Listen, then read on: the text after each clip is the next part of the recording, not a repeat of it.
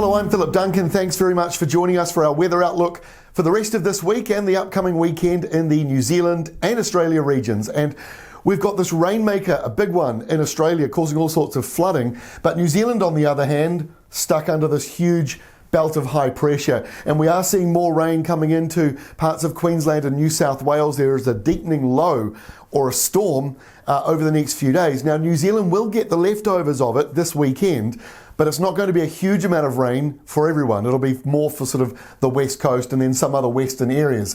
So let's try and make sense of it all. That big, powerful high, we've had it for a week now. It is dominating the country, and it will dominate New Zealand really up until about the end of this week, and then it does start to move away. We've got a developing storm forming on the eastern side of Australia. That's the one where the leftovers should reach New Zealand this weekend, bringing rain over to the west coast. The other feature in New Zealand at the moment, there's a bit of a southerly flow. Now, the same airflow is passing over Southland and up around and into places like Wellington and Hawke's Bay, and it's creating an interesting departure from normal temperature map. So this is the maximum temperatures this afternoon and the departure from normal. In other words, how much hotter or cooler than average is today.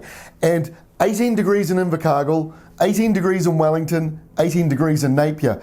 Cooler than average, bang on normal, warmer than average. And that just shows you how these maps really work. So it's the same temperature, but in each region, it's different. And so in 18 degrees today in the Hawke's Bay area, it's a couple of degrees cooler than it should be. The 18 down around inland parts of Southland, it's about a degree or so warmer. It's not much, but it's just a little bit. You sort of notice that trend. It's these inland areas, though, that are much warmer and fairly mild for the North Island. To be honest, it's a fairly average day, really, temperature-wise, over the North Island. You might have noticed the cooler start to today. By the way, the equinox, that was on Saturday, 10:37 p.m.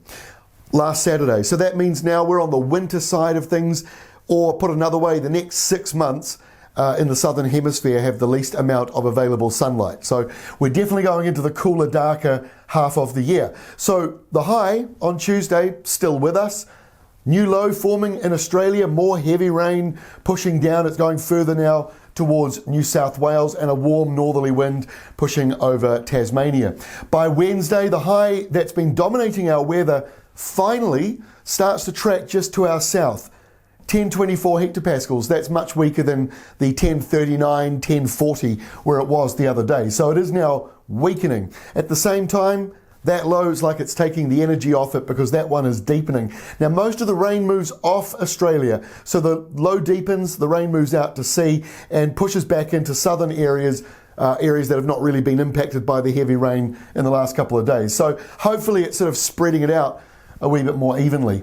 As we get into Thursday, it's still a bit wet in that very southeast corner, mostly around Tasmania, and that stormy system dropping southwards. And unfortunately for New Zealand, the high in control is really blocking most of that rain. We really do need 200 millimetres of rain in some northern areas. So it's a bit borderline for that as we go through this week. Now, as we get in towards the weekend, we do start to see the rain clouds building up as we go into Friday, pulling out of the subtropics. So Friday's a warm one across New Zealand, and the rain clouds, they start to build up over on the west coast. And our final map into Saturday shows rain on the west coast. It's a little bit patchy. There'll be some sort of dry or drizzly spells, but generally speaking, that rain is moving northwards. There's no real low attached to it. A bit of a trough out at sea, a bit messy, in other words. And we're on the back end of that high, which is moving east of us and getting bigger. But there's a chance of some further rain behind it all.